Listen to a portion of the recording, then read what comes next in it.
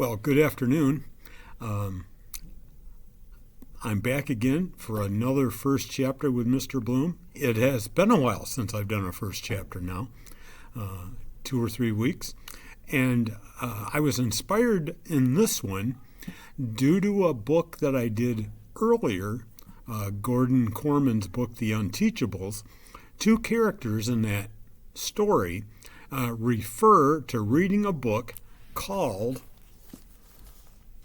Where the Red Fern Grows. And I remembered reading it when I was young. And so I thought, hey, this is a classic that needs to be included in my first chapters. My eyes were wide, my throat dry, and my heart thumping. One judge stopped in front of little Anne.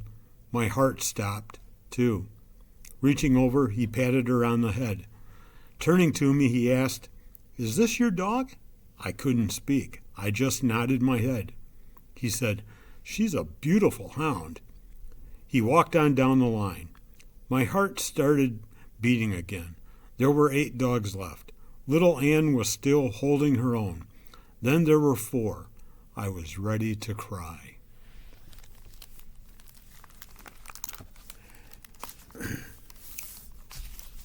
Where the Red Fern Grows by Wilson Rawls. Chapter 1.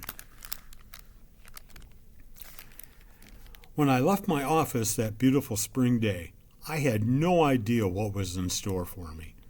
To begin with, everything was too perfect for anything unusual to happen.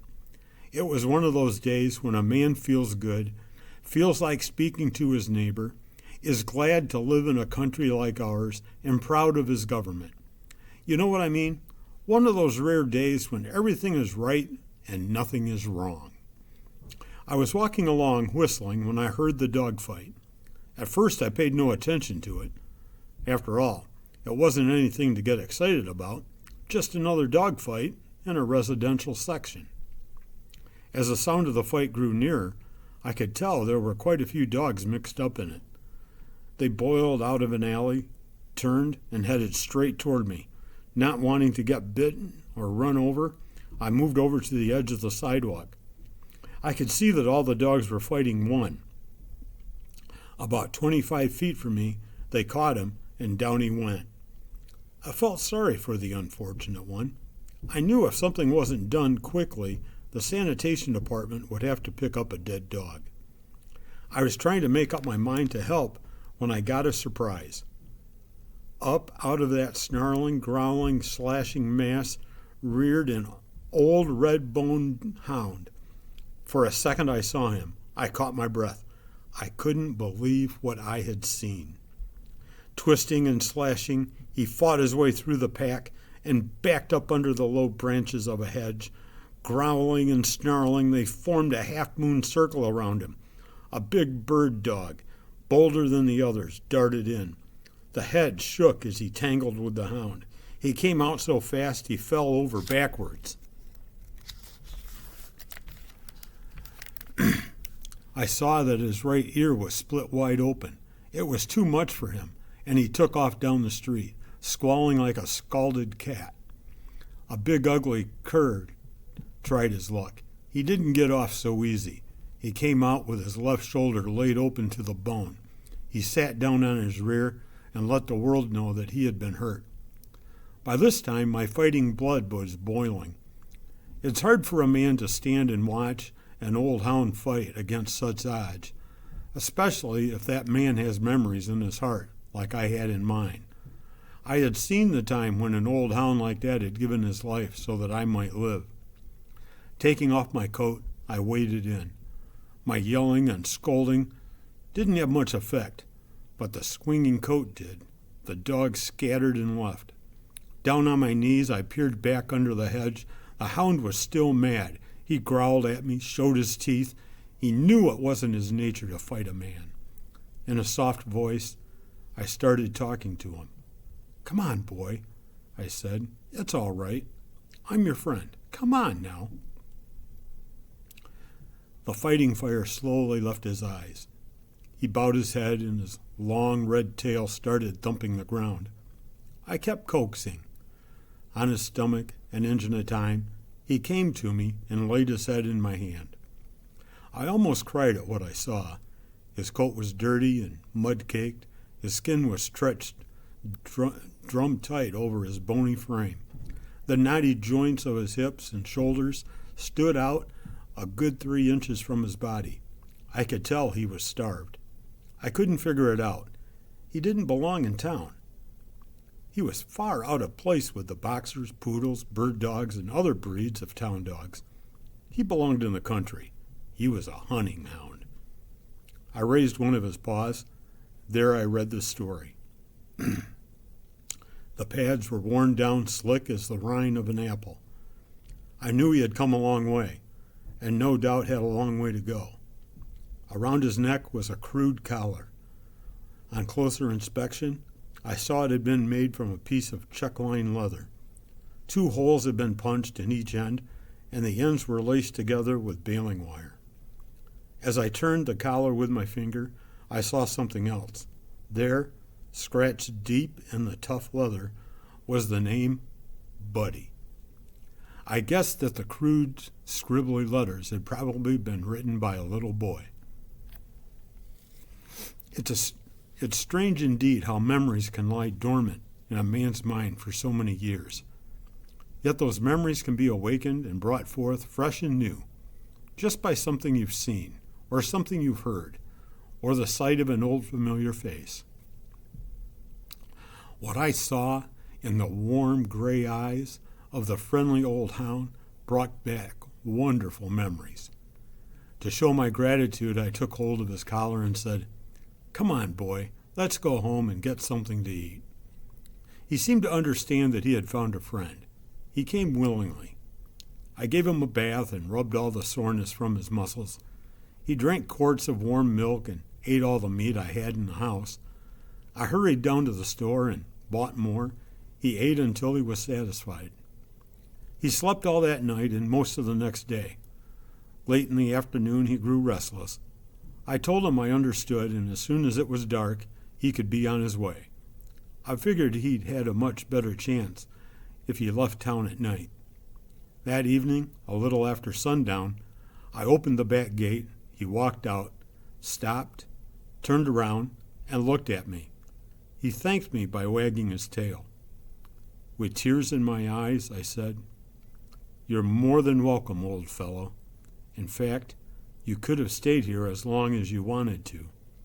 He whined and licked my hand. I was wondering which way it would go. With one final whimper, he turned and headed east. I couldn't help smiling as I watched him trot down the alley. I noticed the way his hindquarters shifted over to the right, never in line with the front, yet always in perfect rhythm. His long ears flopped up and down, keeping time with the jogging motion of his body. Yes, they were all there, the unmistakable marks of a hunting hound. Where the alley emptied into the street, he stopped and looked back. I waved my hand. As I watched him disappear in the twilight shadows, I whispered these words, "Goodbye, old fellow. Good luck and good hunting."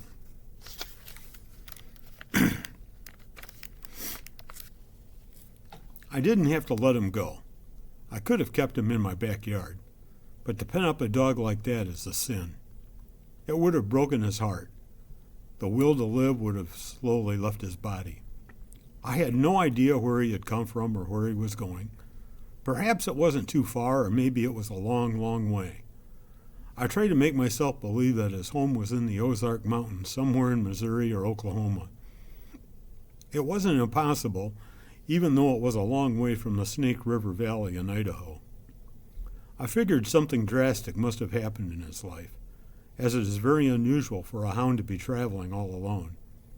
Perhaps he had been stolen, or maybe he had been sold for some much-needed money. Whatever it was that had interrupted his life, he was trying to straighten it out. He was going home to the master he loved, and with the help of God, he would make it. To him, it made no difference how long the road or how rough or rocky. His old red feet would keep jogging along, on and on, mile after mile. There would be no crying or giving up. When his feet grew tired and weary, he would curl up in the weeds and rest. Water from a rain puddle or a mountain stream would quench his thirst and cool his hot, dry throat.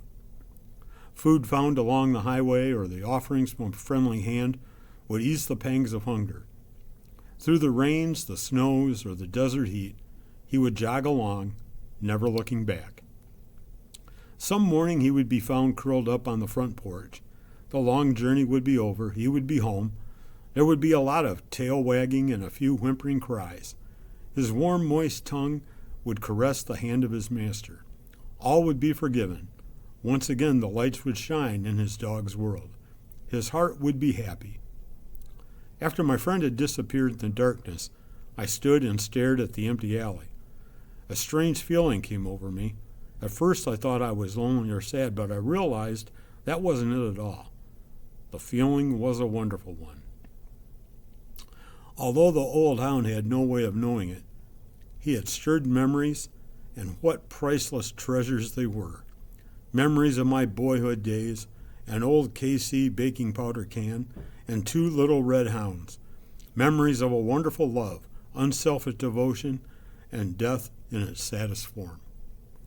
As I turned to enter my yard, I started to lock the gate, and then I thought, no, I'll leave it open. He might come back. I was about halfway to the house when a cool breeze drifted from the rugged Tetons. It had a bite in it, and goose pimples jumped out on my skin. I stopped at the woodshed, picked up several sticks of wood. I didn't turn on any lights on entering the house. The dark, quiet atmosphere was a perfect setting for the mood I was in. I built a fire in the fireplace and pulled up my favorite rocker. And I sat there in the silence. The fire grew larger. It crackled and popped. Firelight shadows began to shimmer and dance around the room. The warm, comfortable heat felt good. I struck a match to light my pipe. As I did, 2 beautiful cups gleamed from the mantel. I held the match up so I could get a better look. There they were, sitting side by side. One was large, with long, upright handles that stood out like wings on a mourning dove. The highly polished surface gleamed and glistened with a golden sheen. The other was smaller and made of silver. It was neat and trim and sparkled like a white star in the heavens. I got up and took them down. There was a story in those cups, a story that went back more than half a century.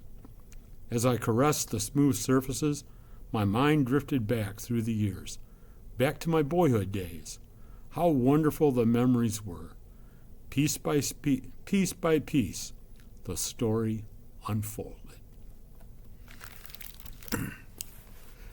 Where the Red Fern Grows is a classic in literature. And like I said, it was the favorite of 2 characters in Gordon Korman's book, The Unteachables. It's going to be a sad story. But you know what? We have to learn to deal with emotion. We have to learn how to handle tough times. And this is a story that will help you do that. I hope you read it and enjoy it. I know I did. We'll see you soon.